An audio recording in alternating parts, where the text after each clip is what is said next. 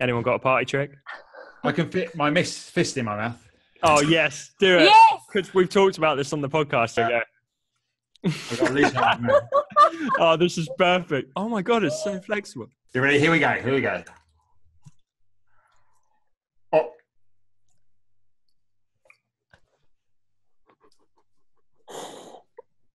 Oh, that is insane. Oh, my. I think my brain I don't know. It reminds me of more of like an anaconda or something that eats gigantic things, like way bigger than it for its prey. That has just got me in the perfect mood for this episode. Welcome to the Honest Designers Show, your transparent look into life as a modern designer.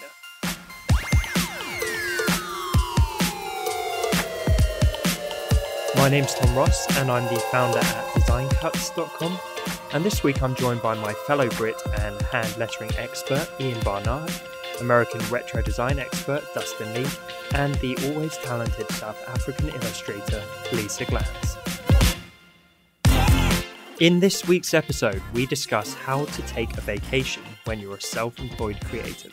It can be really stressful to feel like you're abandoning your creative business, clients, and customers whenever you want to take some time off. But this is obviously not the healthiest mindset. Today, we discuss how all four of us have worked to combat this and talk about some effective steps you can take to have a guilt-free vacation this year. Let's get into the show. So this week, we're talking about how to actually take some time off and learn how to take a vacation as a creative, which is easier said than done, I think. And today we should definitely get into the different types of creatives. Obviously, it's different if you work at an agency and have a 9 to 5. That's normal, right? You can just take a vacation or a holiday, as we say in Britain. Mm-hmm. But yeah, I think if you're a freelancer or if you sell products, either physical or digital or anything like that, if you're a creative entrepreneur, it's pretty much impossible at times, at least in your own head. You feel like you can't take that break. Mm-hmm. Lisa, I'm not even going to ask you for the solution here, Lisa. I think you're one of the worst culprits. Well, to be honest, I haven't had a holiday, like a real holiday where you literally just switch off for about... You know it's not a real holiday when she puts quotes up as she says it. Exactly. I haven't had a holiday in about 3 years. I mean, literally. Hold on, didn't you? Last year you were off for like a month. Exactly. And what did I do every day? So I went to the beach, had my beer at the tapas in Greece, beach, whatever, came back to the room and answered emails. Oh, I didn't know that. I thought you came back super refreshed and had a whole month off. No, because did you say come back to the room or come back to the rum and answered emails? The room? What's a rum? I literally did not even know which one would be the actual true answer. Oh, you mean rum is opposite like Johnny Depp in the Rum Diaries. Like, it was a good holiday, but not that good. Yeah. So you literally had, marginal time off, but you didn't even have a day off by the sound of it. You were working like part-time, essentially. Yeah, because, I mean, what happens when people send you an email and say, I can't get this to work, please help me? I can't ignore them for like 3 weeks. I mean... Just to have a really polite out of office. Better luck next time. I don't know, maybe there is something wrong with me, but I just feel terribly bad for people who have spent money and something's not working. I mean, I know what that feels like, so yeah, I don't know. What do you guys do? Well, I completely empathize because I've been dabbling in online bits and creative projects for years. So I've luckily changed my ways. Now we have a team. So my answer was to get a team. Yes. Before that, I did not have a holiday for 10 years. Or similar to you, I had a holiday, but it was like part-time working. And some of that was stressful. It would be like, oh, my server on my blog has crashed. So the family I'm with are all going out for dinner and I'm using the restaurant Wi-Fi and like fretting while everyone's drinking red wine and having a great time. It sucks. Oh, man. Sorry, Ian, you're about to jump in there. Go ahead, mate. Was I? I thought so. No, I was just thinking it depends on what sector of the design area you are in, depending on how stressful or how hard it is to go away. Because I think that if you're just doing print media, well, obviously a lot of print is getting quite is not as in demand, but you would, if you're not around, you can't actually do the job. Whereas, like, I feel for people doing web stuff, especially like web design and hosting and all that, where as if something goes down, then it's like, that might be a company's income. So it is quite a major thing. So, it's quite stressful when you've got, depending on what you have to manage and how you deal with that being a solo worker. Sorry, there's no tips in that at the moment. No, but it's a very good point. Particularly the online web stuff, it never shuts down. We hope it doesn't shut down. That's definitely over. So most of my revenue is coming through Retro Supply, the actual site. And there's been a few times where I was like, oh, let's do like a shop, like an update. Like they'll have little updates on like, your base theme. So I update it and all of a sudden everything crashes. And it's like, 11:30 at night, ready to go to bed. You can't go to bed. No way. So I'm like, oh no. Like, I'm like resetting stuff. It's like 3 a.m. That happened once or twice and it was just the worst. And to equate it to the physical world, it would be like running an actual shop, say a bakery or something, and maybe your front door doesn't lock at night or your alarm's going off. You don't just like walk out and walk home and you're like, oh, I'm sure it'll be fine. I'm sure no one's going to break in or whatever. You can't do it. Like you are literally beholden to fix it or respond to the client if their issue is your issue. And I think, Ian, you mentioned the websites, right? In terms of if a client's website goes down, they are going to call you. They're not going to say, oh, we're just waiting until the morning, even though it looks terrible and we've been hacked and all our customers are getting up in arms. They're going to try and get hold of you. And that is a pretty modern phenomenon, I think. I think previously and historically, it was probably quite rare that jobs just didn't sleep. And the idea of just clocking off a 9 to 5 is so appealing. And now anything can just land on you. Yeah. Anytime. Yeah, I think it's funny because it's by our choice. Yeah, I was going to say, like, there's actually, I kind of obviously try to work this through because I need to come to terms with it because now it's my career choice. So there's pros and cons, obviously, to everything that we do. Like, if I look at my sister, she's an optometrist, so she has a shop that she has to be at. She, has to be there by 8:30. She closes at 5. So the nice thing is when she gets home, she's home. She's closed the door and then she can literally spend the evening without having to really worry necessarily. But the bad thing about that is that she's kind of like chained to the store. She has to wake up at a certain hour. She has to go to work at this hour because she's got appointments and so on and so on. So, so there's that. And then I don't have that. I can wake up whenever I want. I can do, go anywhere I want. I can work from any place that I want. But then the bad thing is I never shut down. Yeah. So it's kind of like instead of like being attached to your shop, it's like you're attached to like a suitcase with one of those handcuffs, like in the movies. Exactly. So I guess what I'm saying is, it's a really good analogy. Yeah, I'm not sure if there's a way out. I just think that maybe it's more about coming to terms with it and then perhaps managing it better and not letting it totally consume you. I don't know. Am I wrong in thinking that? I don't know. I think you are, actually. Okay, good. Yeah. I want to hear that. You're flat out wrong, Glaz. Say it like it is, Tom. Say it like it is. Yes, I want to hear. We are the Honest Designer Show. I thought I'd be forthright. Yes. No, I think you are, but I completely empathise again because I've been there for many, many years and I still am at points. And Dustin's right. It's self-imposed for the most part. We put these constraints and all this pressure on ourselves. And I think, as I say, in my case and some people's cases, you can hire and create a team around you. That's one solution. But I think for the vast majority of people, they're not going to do that. They're going to continue to work as a solo freelancer or whatever. And so the only answer and the only solution is to reframe it and think about it differently.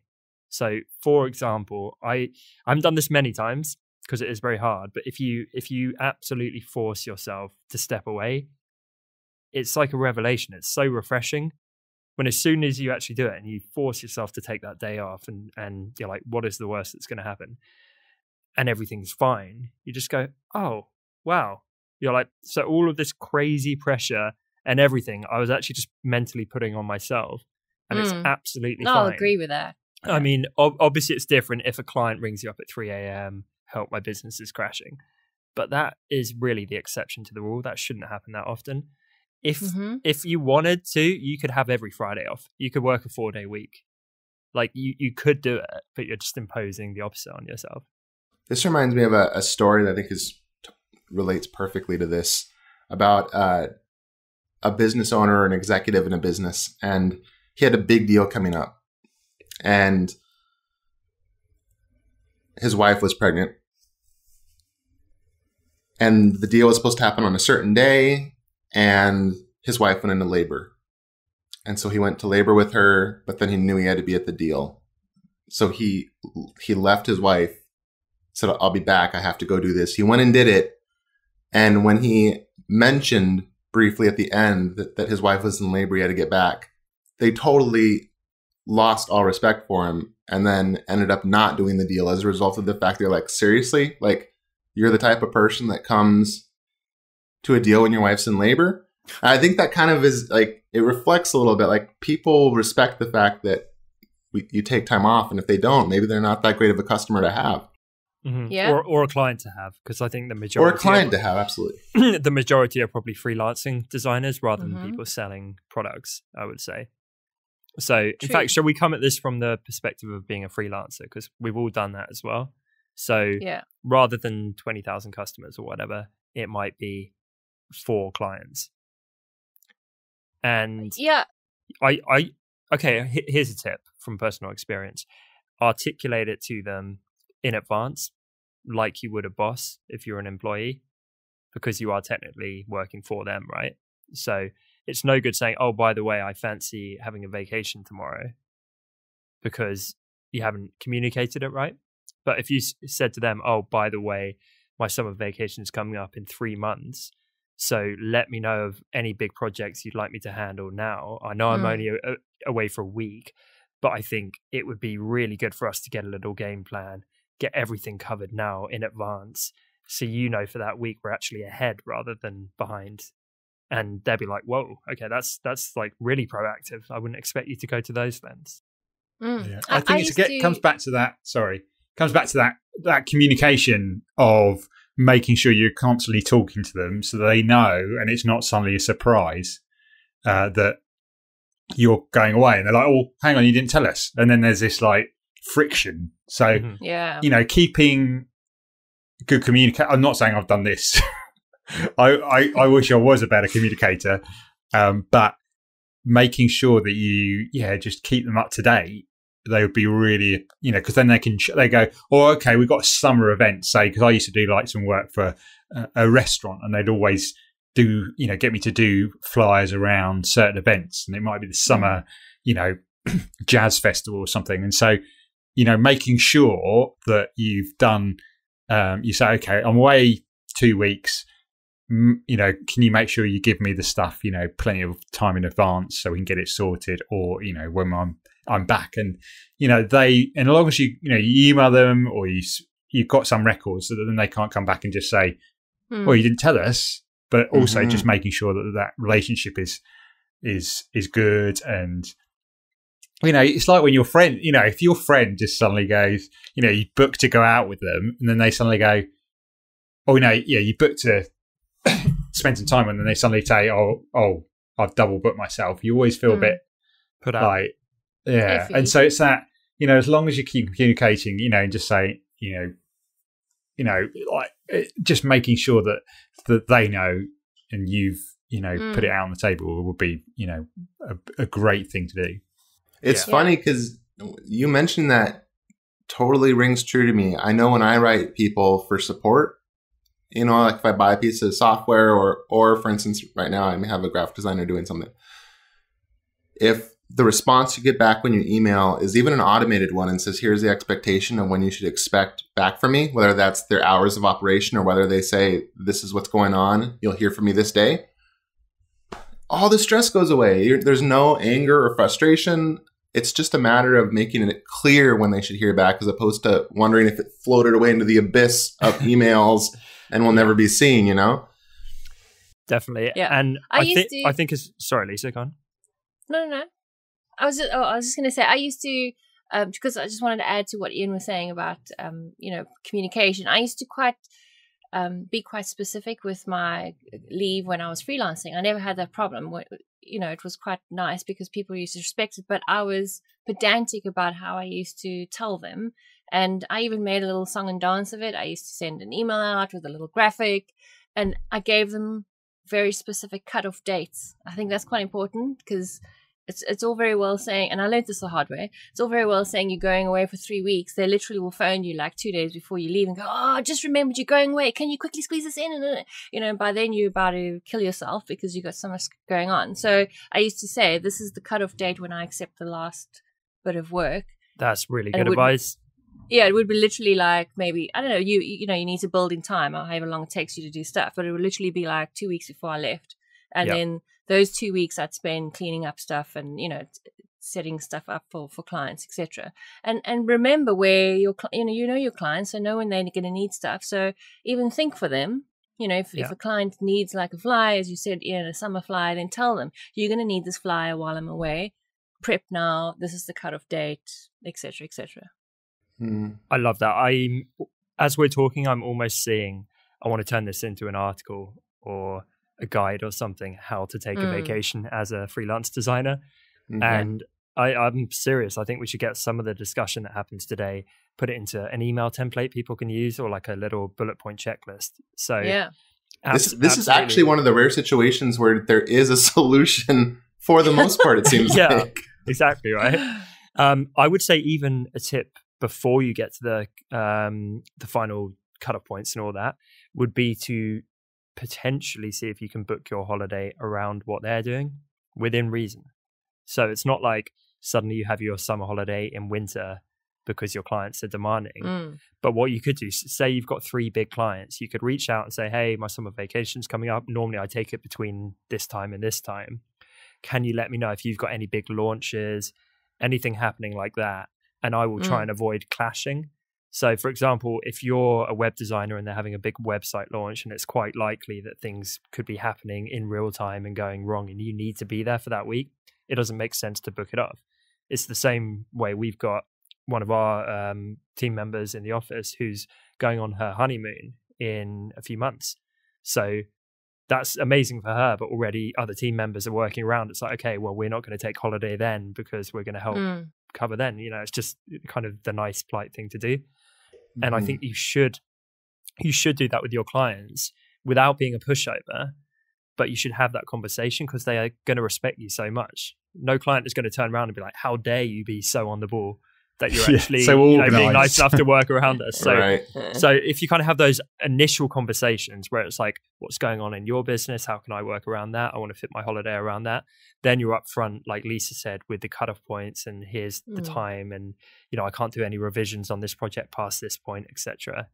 It's all out in the open. Like they literally have no comeback because as with all these things, and we talked through legal bits before, it's the same idea. You just go, well, look at that.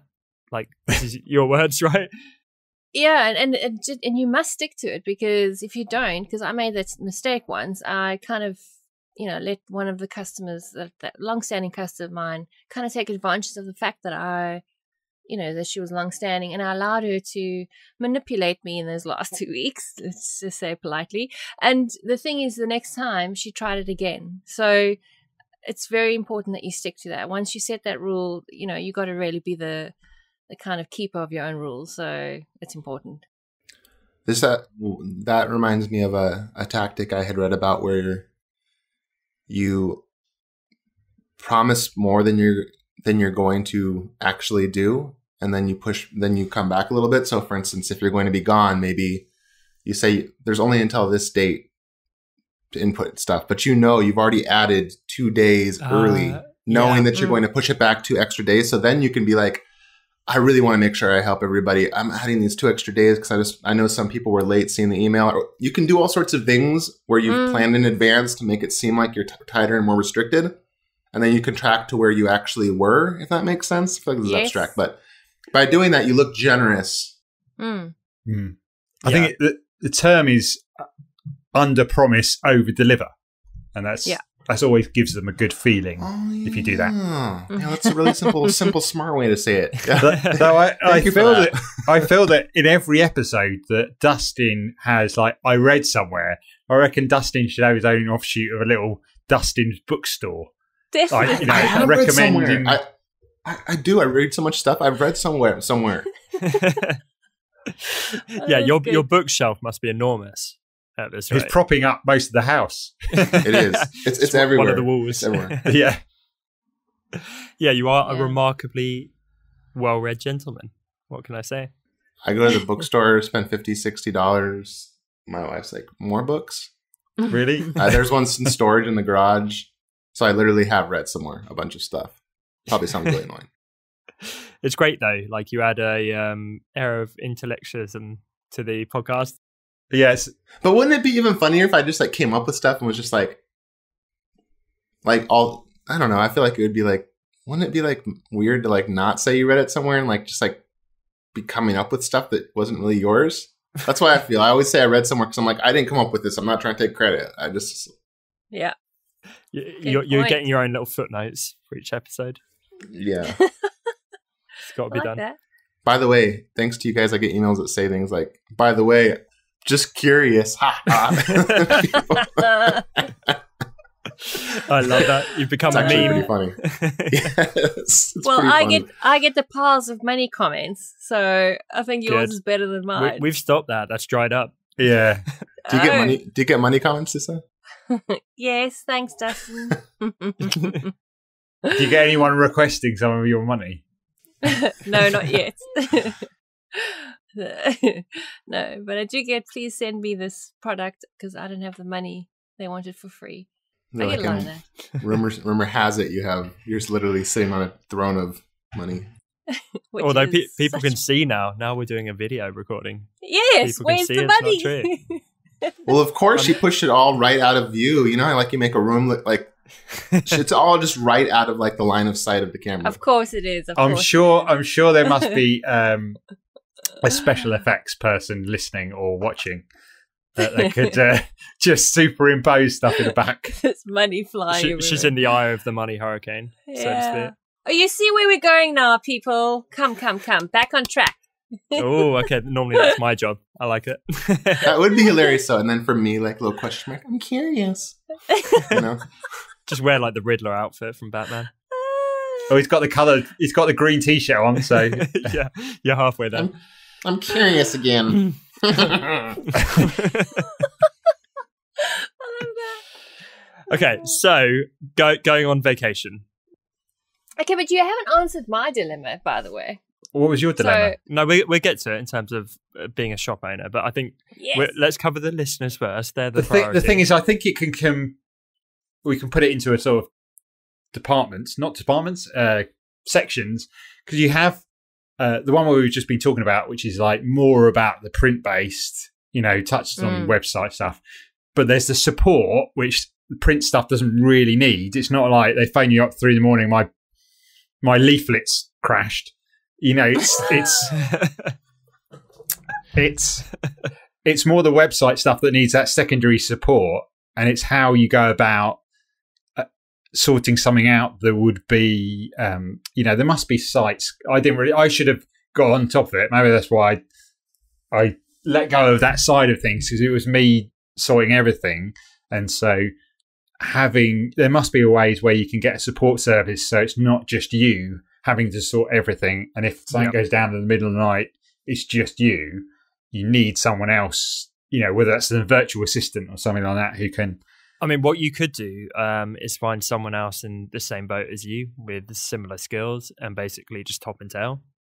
So when the other one's on vacation, you can there's an stand idea. in, and that way you don't have to pay anyone. You just kind of reciprocate That's the smart, favor. Tom. Yeah, that's smart, Tom. I have my moments, very rare. But Another one, and this is not quite such a good solution, but you could have an out of office. And what I do is I say something like, I'm on vacation, but if you need help with this, contact this person. You need help with this, contact this person.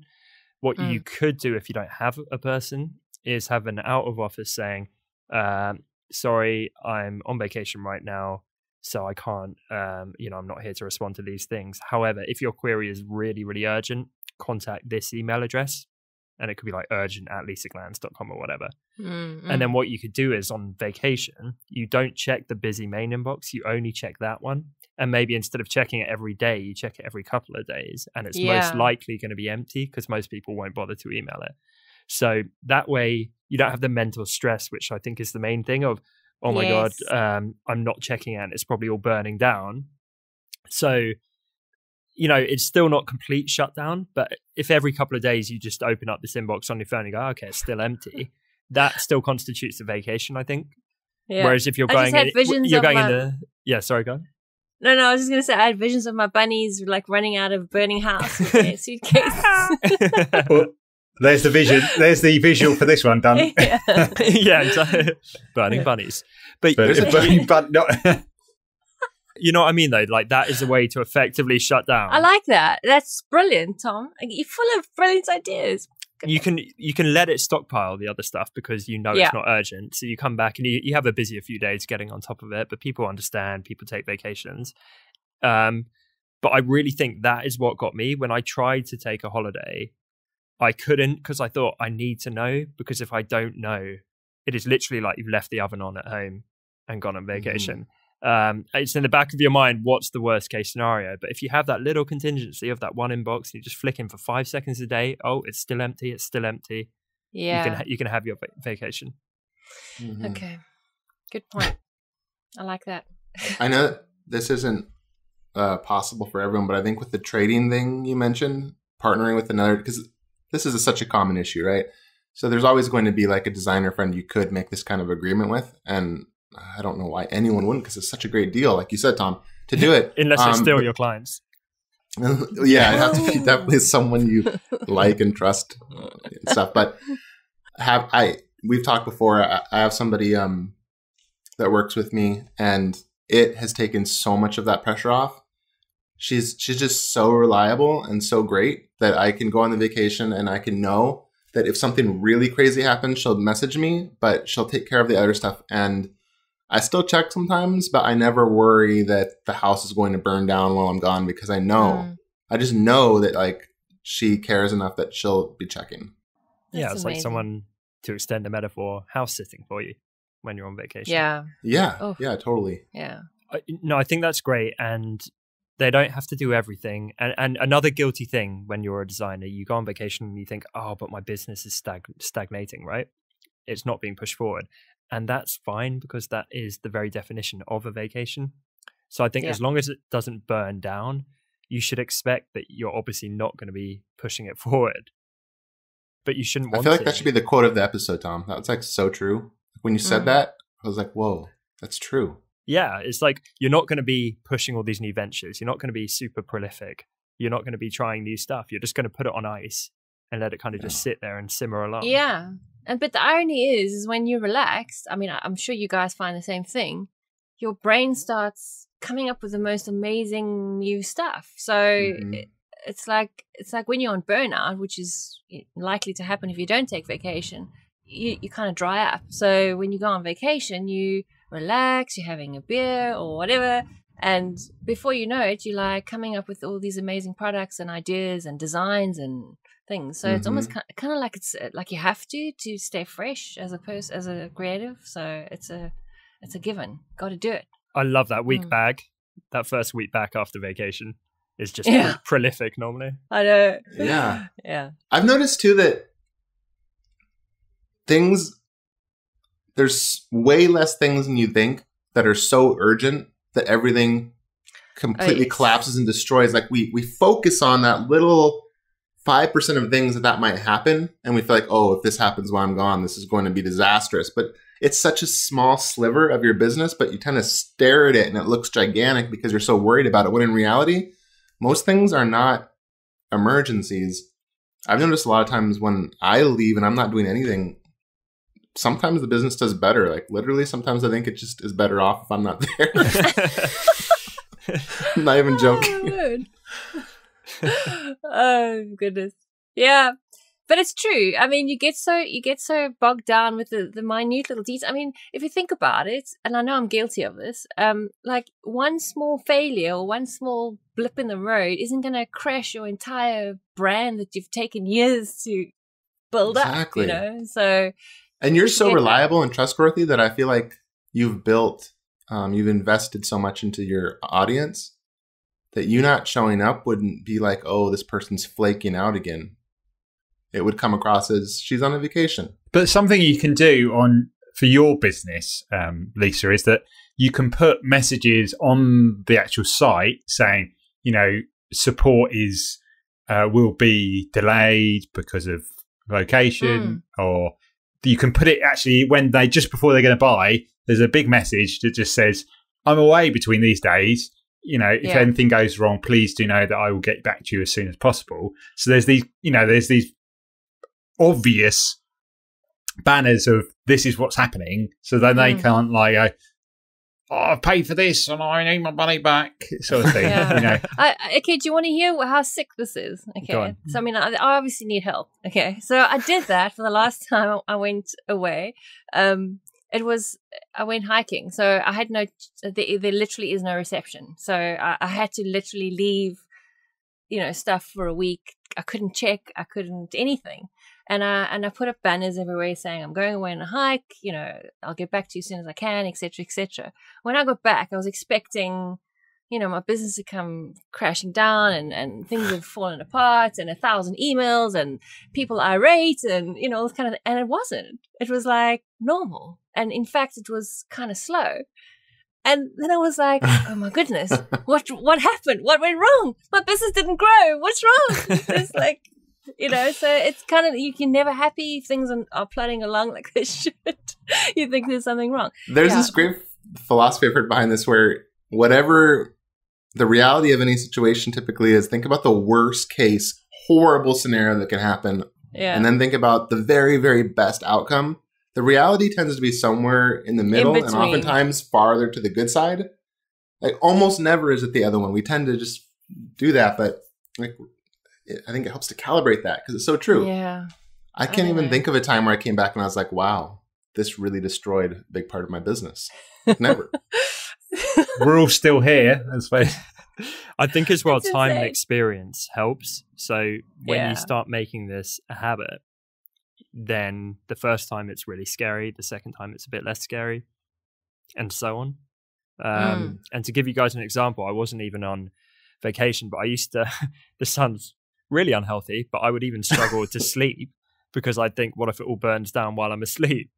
So, like, what's the solution there? Don't sleep. So I'll give you a prime example. Today we had two pretty major things go wrong at about 5 a.m. And one of them, I normally don't publicly badmouth companies, but it just really annoyed me.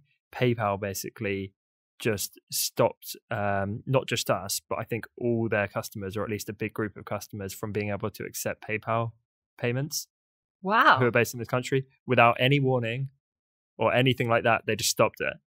That is crazy. Our customers were seeing this error, like a lot of payments come through PayPal, and we fixed it and we investigated and it was fine in the end, but really not an ideal scenario. And in the early days of Design Cuts, the slightest thing would go wrong. And because I felt like it was this newborn baby where I had to just look after it every second, otherwise it was going to die. Yeah. I was like, before a tiny thing would go wrong, I'd be pacing up and down, like frantically, like pulling my hair out, just like freaking out, nervous. And now something quite big like that goes wrong and, you know, losing a lot of money and you know, it's really not ideal. And I'm just like, well, I've kind of seen it all before. Like, I know it's going to be all right. We'll get through the other side. We're going to fix it. We can only do what we can do. And I think it's the same thought with vacations. You know, it's so big and scary, but once you've done that, certainly for a few years in a row, it's like, well, you know, what if year 4 something went wrong? Like, came out the other side. Exactly. I think it's a good way to finish. It's what you said, Tom, about it's not going to burn down. It's not going to, and you're not going away for that long anyway. Most people go away for like 2 weeks, but 2 weeks is nothing compared to the time you've invested in your business. Exactly. And all that you've put in. It's not going to fall down. Well, and it's so funny, Tom, you say that, because I feel like the closer it is to money, the more it feels like your head has been lit on fire. Yeah. So like when PayPal stops accepting payments, like it's done. Like you might as well just tell everyone to go home. Especially right after launching a bundle. That's particularly good timing. Oh. Yeah. It was like totally out of your hands, but it's fine. And so I think the bottom line is obviously you have to take a vacation. Not taking vacation is like not sleeping. It's bad for you. And it is possible. And I think following up from this episode, I really want to sit and we're probably going to produce a bit of content or an article checklisting this stuff. We might steal your email template, Lisa. Might even throw in some like amusing and effective ways to have effective out of offices, because we didn't have time to get into them. But I think that can be something that can be quite creative as well. Yes. Do something like personal to you that kind of someone sees it and they're not annoyed you're on vacation. They're kind of amused or entertained or whatever. We need to integrate that meme somewhere where it's that dog in the burning down room and he's like, "This is fine." Yeah. Everything's cool. Everything's cool. Cool. Oh, Well, I like I think that's all from us, because we're going to step away and just get some downtime. That's not true, is it? Take a vacation. no. No, I'm going to go do some more work. Don't know about you guys, but Me too. cool. But we'll see you guys next week, and thanks for tuning in as always. Yeah. Bye. Bye. From us. See ya. Bye. Bye. Thanks so much for listening to this week's episode. We hope that you're feeling like a solid vacation is more possible than ever. And remember, that time to recharge is so essential for every creative. As always, you can find full show notes over at honestdesigners.com, or find us over on iTunes by searching for The Honest Designers Show. If today's episode helped you, then it would mean the world to us if you took just a moment to leave us a quick review over on iTunes, as this is one of the best ways for other designers to discover the show. Thanks again for tuning in, and we will see you next week right here on The Honest Designers Show.